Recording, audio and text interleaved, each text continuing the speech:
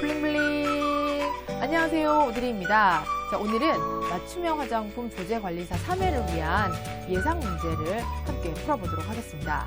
이 예상 문제는요, 식약처에서 지난 그 시험 공고를 할 때 같이 배포했던 것으로서 우리 1회 때와는 좀 다른 차원이 좀 더 높아진 그런 문제입니다. 그래서 여러분과 함께 같이 풀어보면서 3회의 공부 전략, 그리고 3회는 어떻게 포커스를 맞춰서 공부를 해야 될지 함께 보도록 하겠습니다. 이 예상 문제를 보시면 아시겠지만 한 개의 문제를 풀기 위해서는 한 가지 지식을 가지고 문제를 절대 풀 수가 없습니다.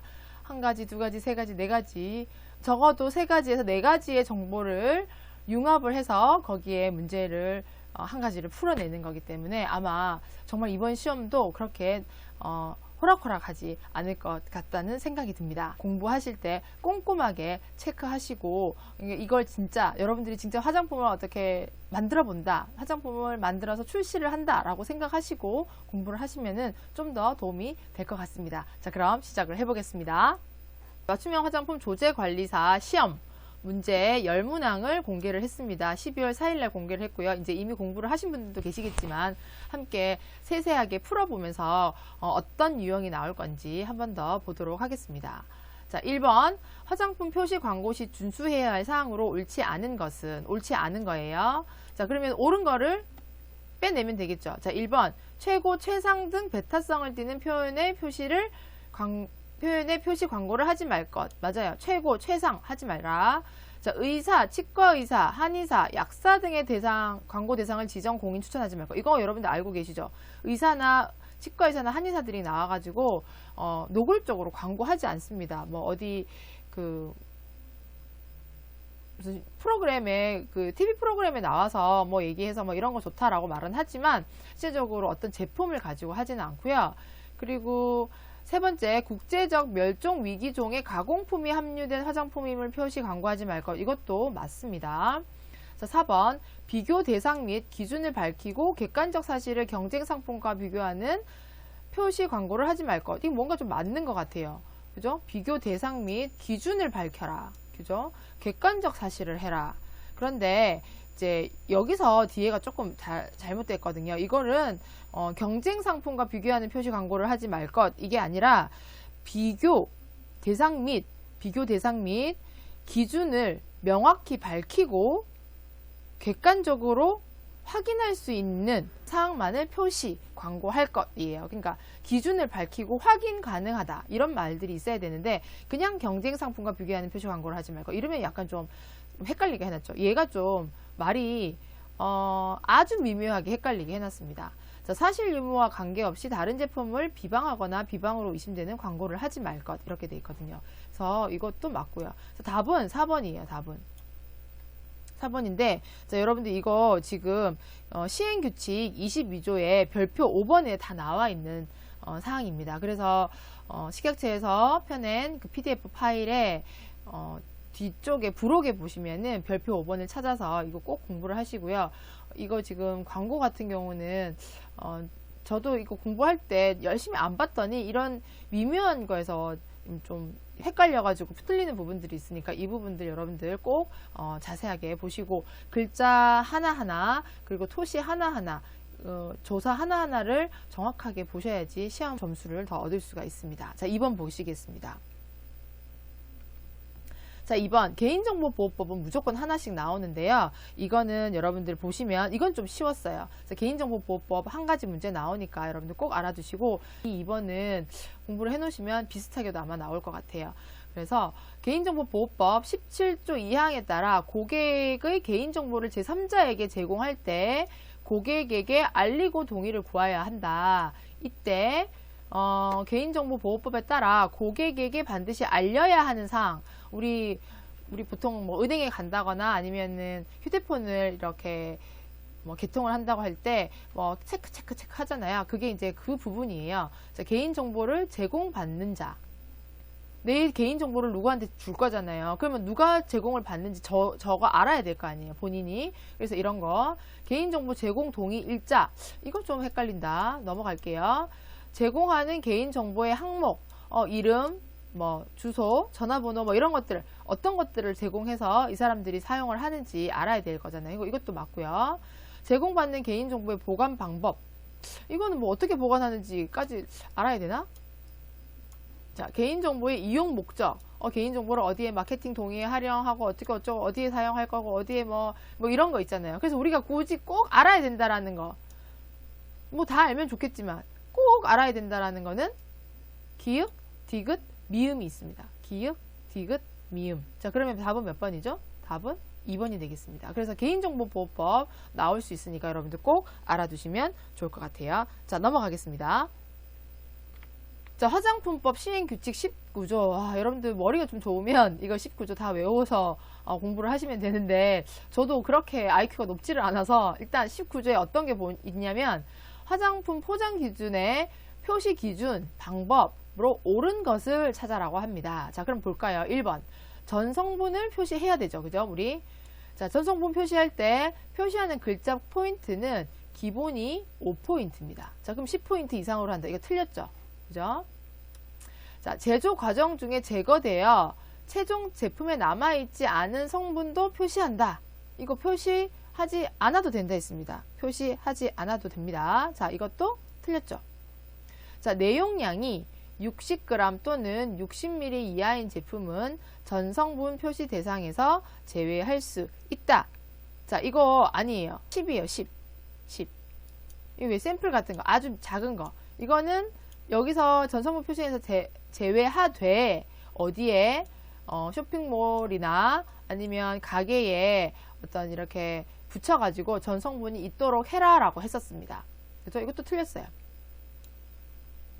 그런데 여기서 10에서 50ml, 10에서 50g 사이에 있는 것들은 이것도 너무 이제 크기가 작으니까 여기에 전성분을 표시할 자리가 없어요. 이렇게 만약에 화장품 용기가 있다고 하면. 그래서 이것들은 특이하게 몇 가지 원료들은 꼭 기재를 해줘라 라는 게 있었어요. 그게 이제 몇 가지였냐면 타르색소 한 가지, 그리고 금박, 그리고 인산염, 그리고 아하, 그리고 기능성 화장품으로 이제 등록해서 광고하는 기능성 화장품 원료들, 그리고 한 가지가 배합 한도 고시 원료였어요. 그래서 요 6가지는 10에서 50일 때는 꼭 표기를 해줘라 라고 했었고, 60ml 이상인 제품들은 전성분 표시를 무조건 해라 라고 여러분들 공부한 거 기억이 나시는지 한 번 더 체크를 해 보시고요.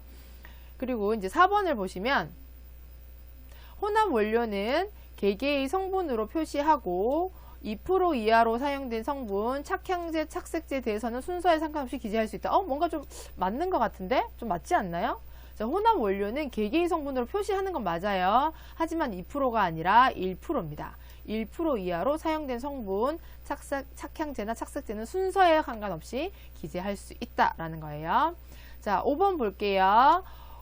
pH 조절 목적으로 사용되는 성분은 그 성분을 표시하는 대신 중화 반응의 생성물로 표시할 수 있다. 그래서 답이 5번입니다. 그래서 1번, 2번, 3번, 4번은 다 틀렸고 5번인데 1번, 2번, 3번, 4번 이거 지금 그러니까 이거 한 문제를 맞추기 위해서 19조의 화장품 표시 기준 방법 등을 모두 알고 계셔야 됩니다. 여기 안에 이제 어떤 것들 화장품 표시 사항이 돼야 되는지를 여러분들 다 알고 있어야 되겠죠. 뭐 제품명이라든지 용량이라든지 주의사항이라든지 이런 것들 다 알고 계셔야지 이 문제를 이제 응용했을 때 하나 풀어나갈 수가 있습니다.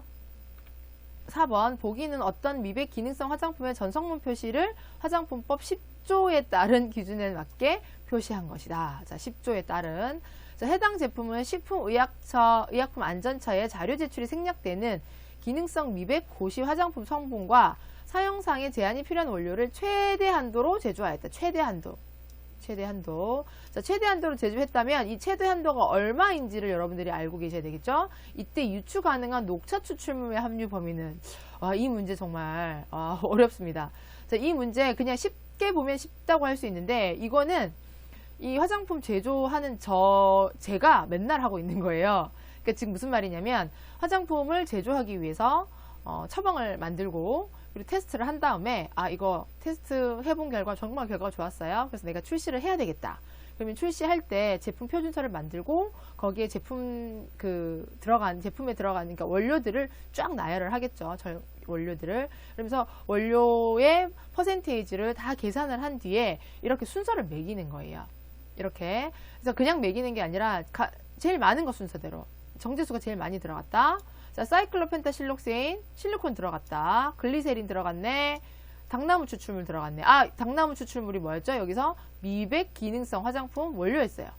그럼 여러분들 당나무 추출물 몇 %인지 알고 계셔야 되겠죠? 미백 기능성 화장품. 자, 그 다음에 소듐 하이루로네이트 보습제네요. 그리고 녹차 추출물. 자, 다이메치콘, 비닐 다이메치콘, 크로스 폴리머 있죠? 폴리머 증전미자 같은 거. 또 그 다이메치콘 들어가고, 천연 오일은 올리브 오일, 호호바 오일, 자, 토코페르 아세테이트, 비타민 E 유도체, 자, 페녹시 에탄올 들어갔어요.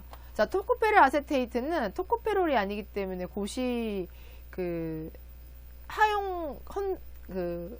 제한 원료가 아니에요.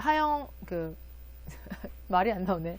최대 사용률이 20%까지인데 이거는 유도체이기 때문에 상관이 없습니다. 자, 솔비탄, 세스키올리에이트, 알란토인까지. 자, 그럼 여기서 어떤 원료가 있죠? 미백 기능성 화장품 원료 당나무 추출물. 그리고 이제 한 가지 더 여기서 뭐였죠?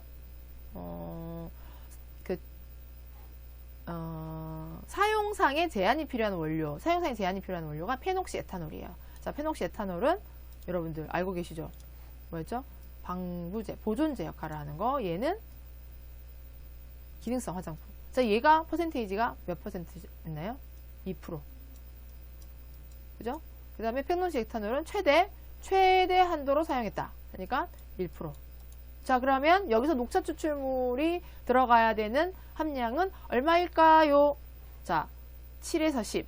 아니야. 5에서 7. 아니죠. 왜냐면 당나무 추출물보다 뒤에 있잖아요. 그러면 당나무 추출물보다 적게 넣었다는 뜻이기 때문에 3에서 5. 아니죠. 자, 1에서 2. 얘가 1이니까 1에서 2 사이에 얘를 넣겠죠.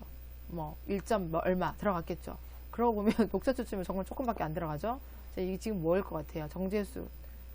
이거 지금 하이로네이트, 다이메치콘, 폴리머, 디메치콘.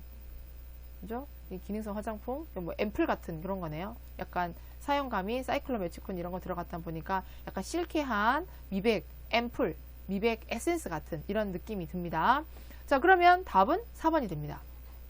0.5에서 1. 아니죠. 왜? 페녹시 에탄올 때문에. 그래서 이런 문제가 분명히 나올 거예요. 이런 문제가. 그러면 여러분들 뭘 공부를 하셔야 되죠? 기능성 화장품, 배합 한도 다 공부를 하셔야 되고, 그리고 뭐죠? 보존제, 그리고 사용 제한이 필요한 원료 다 공부를 하셔야 됩니다. 자, 이거 사실 이런 원료들 누가 사용할 수 있나요? 맞춤형 화장품 조제관리사 사용할 수 없습니다. 그럼에도 불구하고 이런 문제가 나왔다는 거는 식약처의 의도는 책임 판매 관리자로 등급을 올려주겠다. 그러니까 어떤 지식의 폭을 넓혀서 그 능력을 인정해주겠다라는 거기 때문에 여러분들 공부를 해놓으시면 메리트가 있는 자격증은 분명합니다. 말이 많았나요? 넘어갑시다. 자, 5번. 자, 이것도 좀 이 원료들 다 알아야 되니까 여러분들 혹시 처음 공부하시는 분들은 좀 멘붕 올 수 있어요. 이런 게 다 있나 하는데, 일단 저희가 항상 보고 있는 그 화장품 원료를 맨날 보고 같이 일을 하는 사람들도 좀 어렵게 느껴진다라고 생각이 하는데, 이거 진짜 조금 어려운 것 같아요. 한번 볼게요. 자, 피부결이 매끄럽지 못해 고민하는 고객에게 글라이콜릭 애시드를 5% 첨가한 필링 에센스를 맞춤형 화장품으로 추천하였다. 자, 추천했대요. 자, 보기 1은 맞춤형 화장품의 전 성분이며 이를 참고하여 고객에게 설명해야 할 주의사항을 모두 고르면 이렇게 돼 있어요. 자, 주의사항 여러분들 화장품 표시에 주의사항들 있거든요. 그거 부록에 나와 있으니까 여러분들 꼭 다 보시고 하나하나 다 체크를 해주셔야 됩니다. 자, 여기서 글라이콜릭 애시드 이게 뭔지를 좀 보셔야 돼요. 색깔이 너무 진하죠? 제가 아까 지우개를 안 지웠네. 좀 연하게 해보겠습니다. 자, 글라이콜릭 애시드가 뭔지를 알아야 돼요. 글라이콜릭 애시드. 이게 이제 사탕무에서 추출한 아하 성분이에요. 자, 그러면 여러분들 아하, 알파 하이드록시 애시드라는 걸 알아야 돼요. 여기서. 자, 아하는 종류가 몇 가지가 있어요. 이것까지 이제 다 공부를 해야 되는데, 글라이콜릭 애시드가 있고, 그리고 라틱 애시드 들어보셨죠? 라틱 애시드. 젖산이나 우유에서 되는 거, 나오는 거, 말릭 애시드라고 있어요. 사과, 복숭아. 그리고 타르타릭 애시드 들어보셨죠? 주석산. 그 다음에 시트릭 애시드, 구연산. 우리가 보통 주석산, 구연산 많이 사용을 하고요. 화장품에서는 글라이콜릭 애시드도 많이 사용을 합니다. 그래서 라틱, 말릭까지 5가지 아하 성분들을 좀 알아두시면 좋을 것 같은데, 이 아하는요, 사용상의 주의사항이 또 있네. 이걸 또 이제 아셔야 된다는 거예요. 아하는 0.5% 이상일 때 이 주의사항을 표시를 해야 돼요. 그러니까 즉 0.5% 이하면 주의사항을 알려줄 필요는 없어요.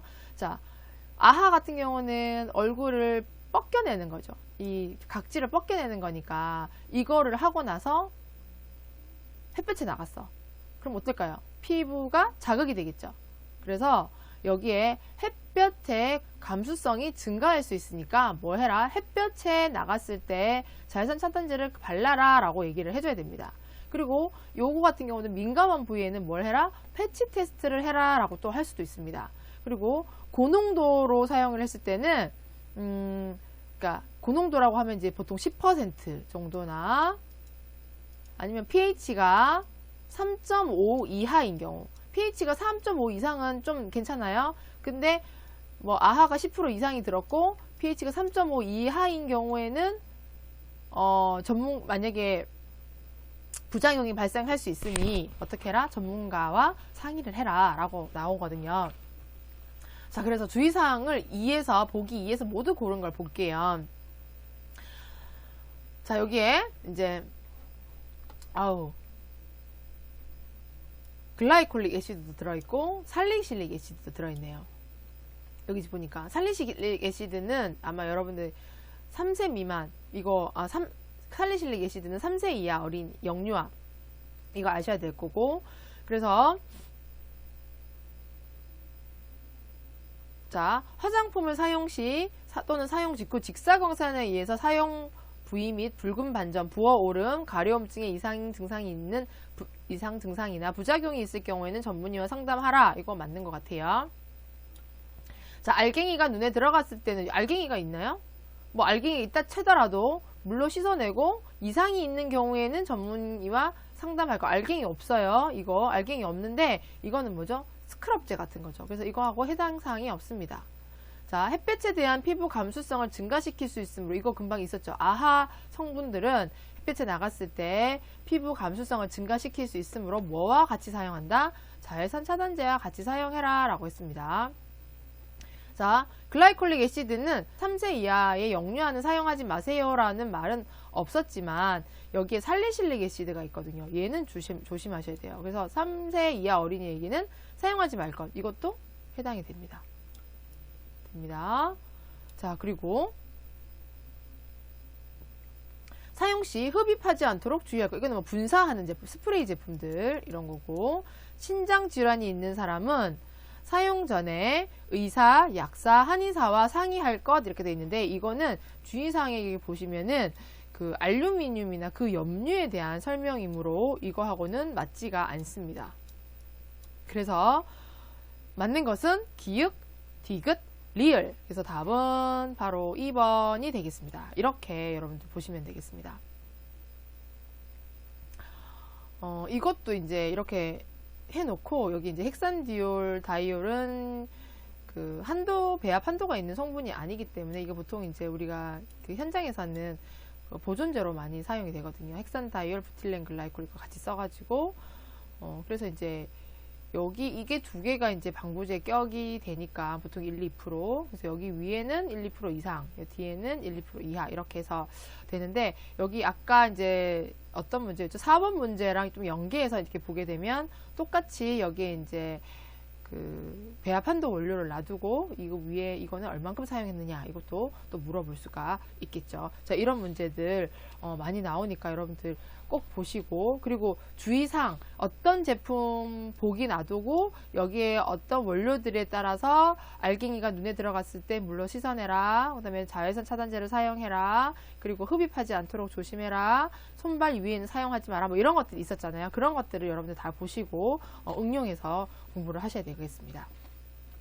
6번, 자, 다음 품질 성적서는 화장품 책임 판매업자로부터 수령한 맞춤형 화장품의 시험 결과이고, 보기는 이중 기능성 화장품 제품의 전 성분 표시이다. 이를 바탕으로 맞춤형 화장품 조제관리사가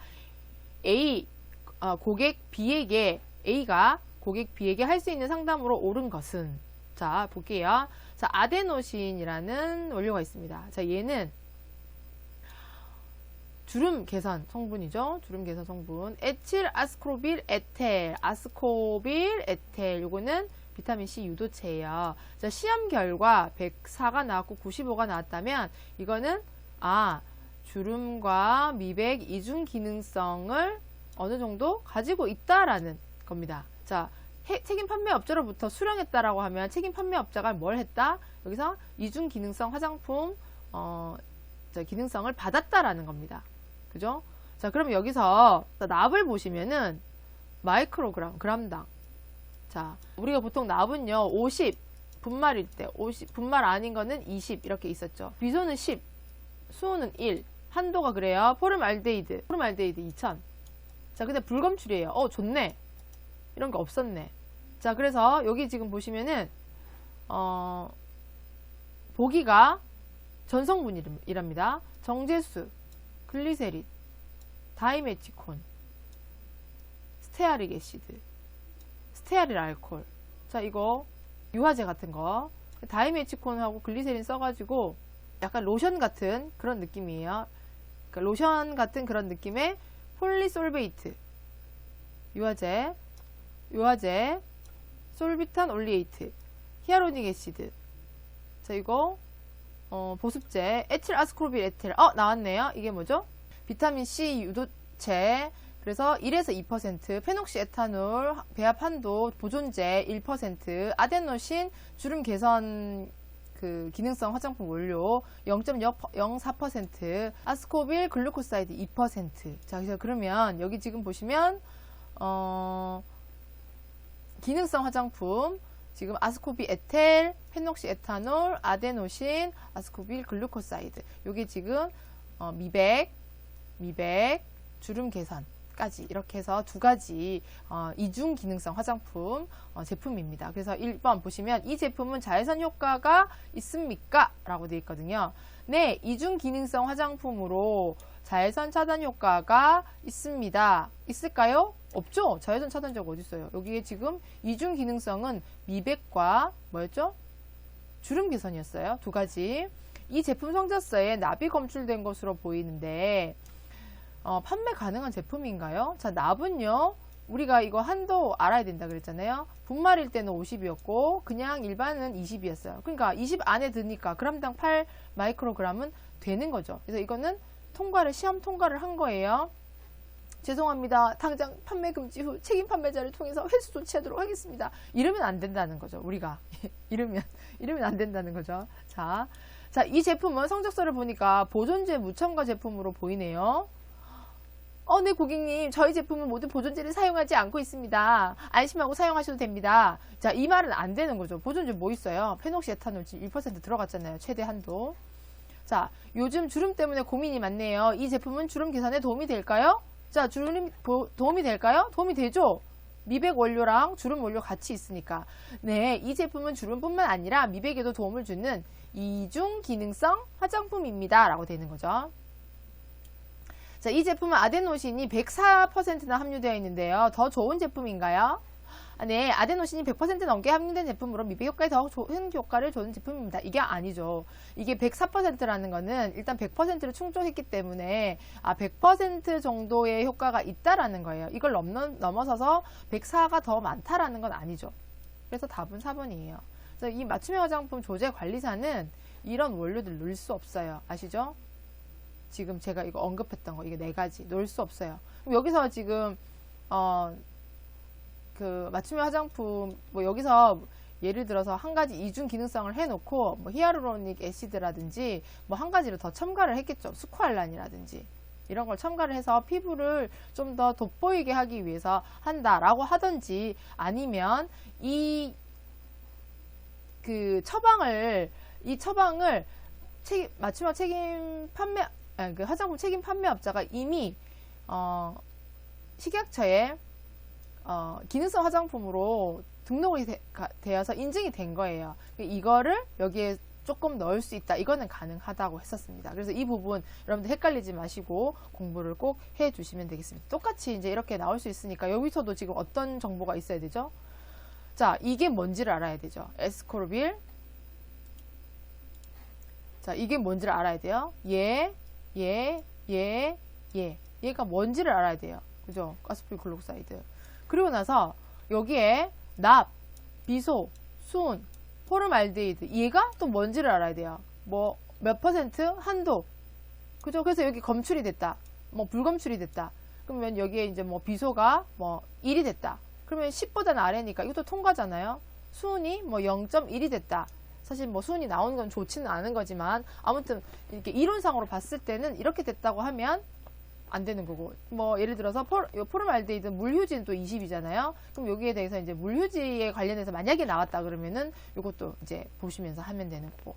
그래서 여기에 지금 자외선 차단제가 뭔지, 그리고 그 검출 이 허용량이 뭔지, 그리고 보존제가 또 뭔지를 알아야 되잖아요. 보존제 페녹시에탄올. 자, 그리고 뭐 아데노신이 또 뭔지를 알아야 되고. 그래서 여러분들 아데노신이 100% 넘게 된 제품으로 미백에 더 큰 효과가 있다. 이래서 안 되는 거죠. 미백에. 자, 이거 시험 결과는 제가 금방 100 이상만 넘으면 된다고 했는데, 아데노신이 100 넘게 됐다라는 거는 미백이 아니라 주름 기능성이라고 보시면 되겠습니다. 그래서 이 문제도 여러 가지를 알고 있어야지 풀 수 있는 문제였습니다. 갈 길이 머네요. 자, 빨리 갑시다. 자, 7번. 보기는 우수 화장품 제조 및 안전관리 기준 CGMP 21조, 22조의 내용이다. 검체 채취 및 보관과 폐기 처리 기준을 모두 고르면, 자, 검체라는 거는 샘플, 우리 만들어가지고 화장품 만들어서 샘플 내는 걸 말하는 거거든요. 자, 폐기 처리 기준을 모두 골라라. 그죠? 자, 기억 볼게요. 완제품의 보관용 검체는 적절한 보관 조건 하에 지정된 구역에서 제조 단위별로 사용기간 경과 후 1년간 보관해야 된다. 다만 개봉 후 사용기간을 기재하는 경우에는 제조 일자로부터 3년간 보관해야 된다. 자, 이건 맞아요. 자, 이건 여러분들 꼭 알아두셔야 돼요. 자, 검체는 적절한 보관, 지정된 구역, 제조 단위별, 배치 넘버별. 자, 사용기한. 자, 사용기한이 보통 2년이라고 했을 때, 1년간 보관을 해야 되죠. 경과 후에. 하지만 개봉 후 사용기간을 기재하는 경우에는 제조일로부터 3년간 보관한다. 그러니까 앞에 거랑 뒤에 거랑 똑같은 말이 되겠죠. 자, 니은은 볼게요. 제작업은 그 대상이 다음 각호를 모두 만족한 경우에 할 수 있다. 자, 모두 만족하는지 볼게요. 변질, 변폐 또는 병원 미생물에 오염되지 않은 경우에 다시 재탕을 한다라는 거예요. 화장품을 잘못 만들었어. 그런데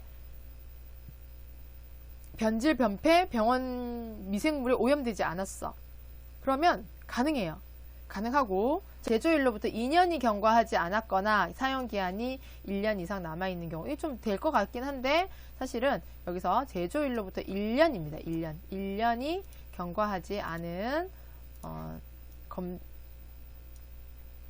검체에 있는 경우에는 재작업을 할 수 있다라고 보시면 되겠습니다. 그래서 2번도 니은도 틀린 거죠. 자, 볼게요. 원료와 포장재, 벌크 제품과 완제품이 적합 판정 기준을 만족시키지 못할 경우에는 기준 일탈 제품으로 지칭한다. 기준 일탈 제품이 발생했을 때는 신속히 절차를 정하고, 정한 절차에 따라 확실한 처리를 하고 실시한 제품 내용을 모든 문서에 남긴다. 왠지 맞는 것 같아요. 이거 맞나? 자, 맞나? 볼게요. 기역하고 디귿이 있네요. 1번인가? 이을 미음을 안 봤으니까. 자, 일단 디귿은 잘 모르겠어. 일단 넘어가고, 제작업의 절차 중 품질이 확인되고 품질 보증 책임자의 승인을 얻을 때까지는 제 작업품은 다음 공정에 사용할 수 없고 출하할 수, 이거 당연하죠. 제 작업 절차 중에 품질이 확인이 안 됐어요. 그래서 품질 보증 책임자가 승인을 안 했어. 그럼 당연히 다음 공정에 갈 수 없고 출하할 수 없죠. 그래서 2번도 맞아요. 자, 품질에 문제가 있거나 회수 반품된 제품의 폐기 또는 재작업 여부는 화장품 책임 판매업자에 의해 승인되어야 한다가 아니라 누구에 의해서? 품질 보증 책임자에 의해서 승인되어야지 재작업을 어떻게 할지. 지금 여기 위에서 지금 리을에서 한다 그랬잖아요. 이거 얘를 승인을 얻어야지 출하하고 할 수, 다 그 다음 공정할 수 있다 그랬는데, 회수 반품된 제품의 폐기를 또는 재작업을 누가? 품질 보증 책임자가 한다는 거예요. 요거는 아니다. 그러면 내가 딱 맞는 거는 기역하고 리을이에요. 기역하고 리을이 있어요. 이렇게. 답은 2번이에요. 그럼 디귿은 왜 안 되냐? 여기서 보시면 기준 일탈 제품이 발생했을 때는 신속히 절차를 정하는 게 아니라 이거는 미리 정해놔야 돼요. 미리 정해놓은 절차를 따라 확실한 처리를 하고 실시한 내용을 모두 문서에 남긴다 라고 했습니다. 그래서 답은 기역과 리을입니다. 자, 여러분들 요거 문제에 보면 이렇게 좀 애매하고 헷갈리는 부분들이 있어요. 그래서 여러분들 공부를 하실 때 정확하게 하셔야지 이런 부분 나오면 좀 안 헷갈릴 수 있습니다. 그래서 이거 맞출 수가 있는 거죠. 자, 넘어가겠습니다. 자, 8번 보기에서 화장품을 혼합, 소분하여 맞춤형 화장품 조제 판매하는 과정으로 대한 설명으로 옳은 것을 모두 골라라. 자, 3가지를 고르라네요. 자, 기역이 3번. 자, 만약 이제 하는 방법 이 맞는지 볼게요. 여러분들 잘 모르면 또 이렇게 하는 사람 있잖아요. 기역 3번, 디귿 3번, 미음 3번. 그럼 답은 몇 번이다?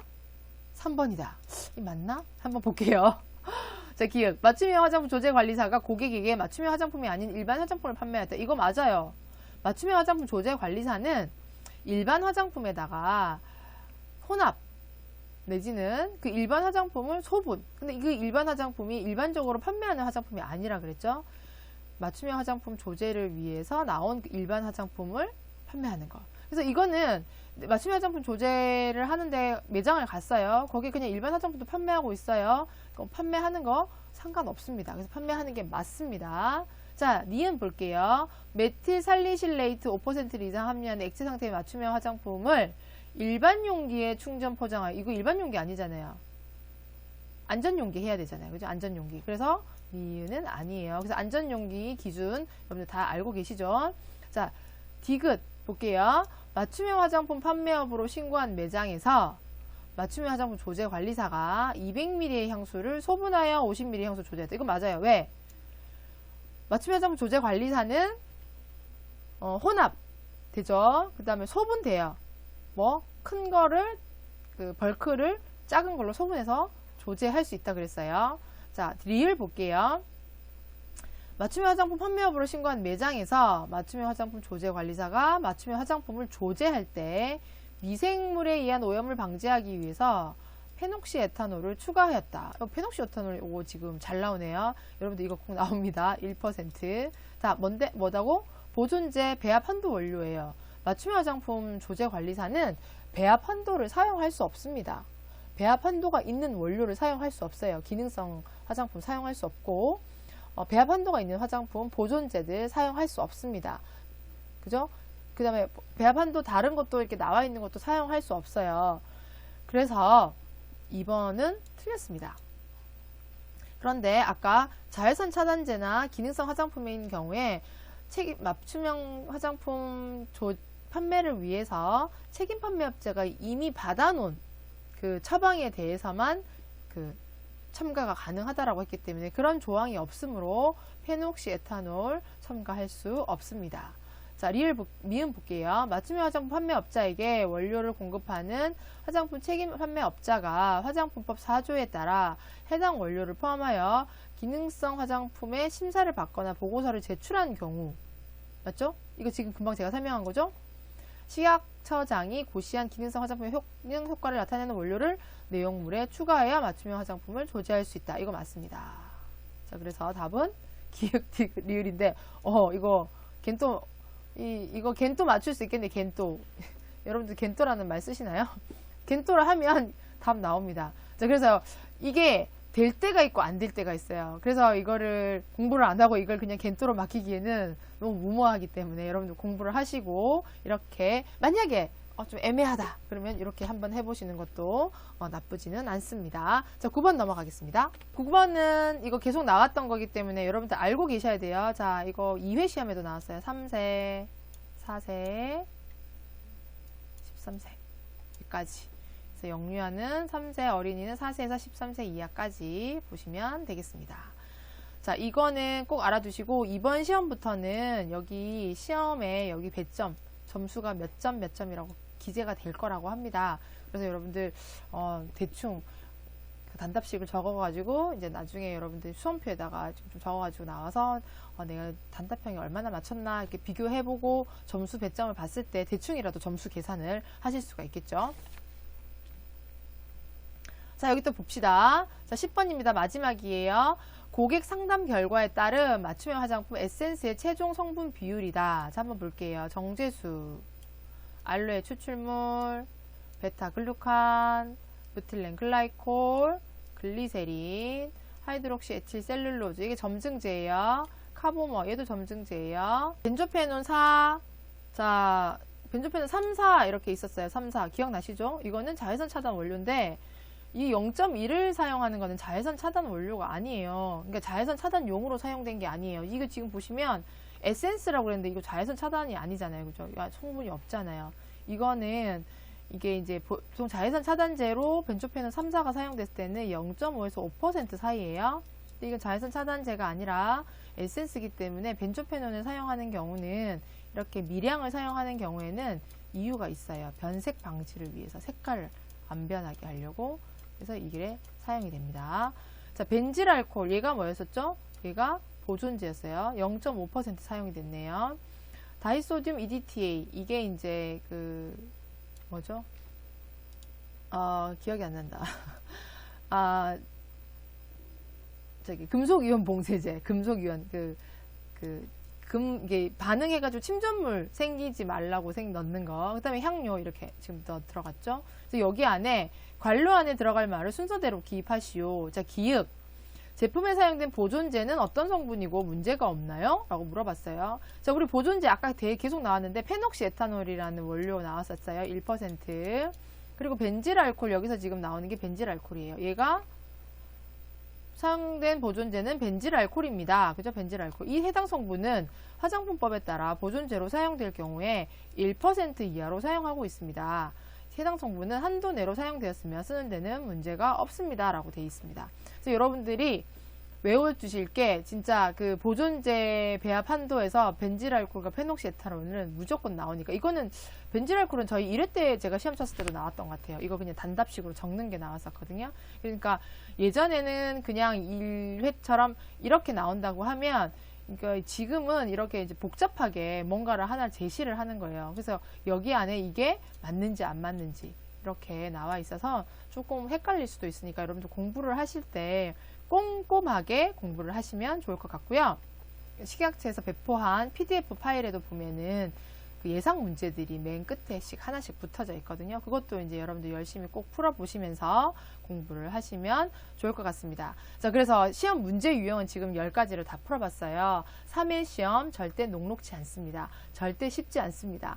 절대 쉽지 않습니다. 제가 강조드립니다. 그래서 공부하실 때 어렵게 나온다라고 인지하시고 공부를 꼼꼼하게 해주시면 공부하신 여러분들 다 좋은 결과 있을 것 같습니다. 자, 오늘은 여기까지고요. 영상 정리 영상 2회 때 올렸던 거 그거 계속 보시면 될 거예요. 그리고 제가 이제 뭐 좀 부족한 부분이 있으면 식약처 배포 자료에서 보고 몇 가지 좀 더 올려드리도록 하겠습니다. 자, 질문 사항이 있으시면 언제든지 환영합니다.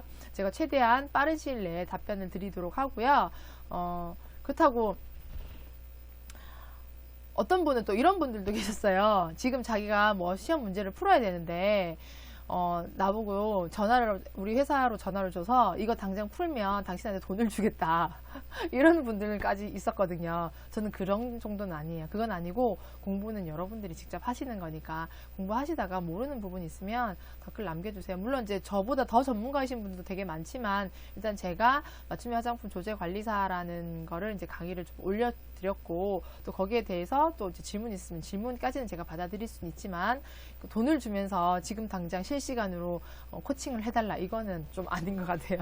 그런 부분도 여러분들 좀 인지를 하시고 질문 올려주시면 감사하겠습니다. 자, 오늘도 수고 많으셨고요. 자, 오늘 영상이 여러분에게 정말 도움이 됐다면 지금 바로 좋아요, 구독 누르시고요. 알림 설정도 부탁드리겠습니다. 맞춤형 화장품 조제 관리사 합격하시고요.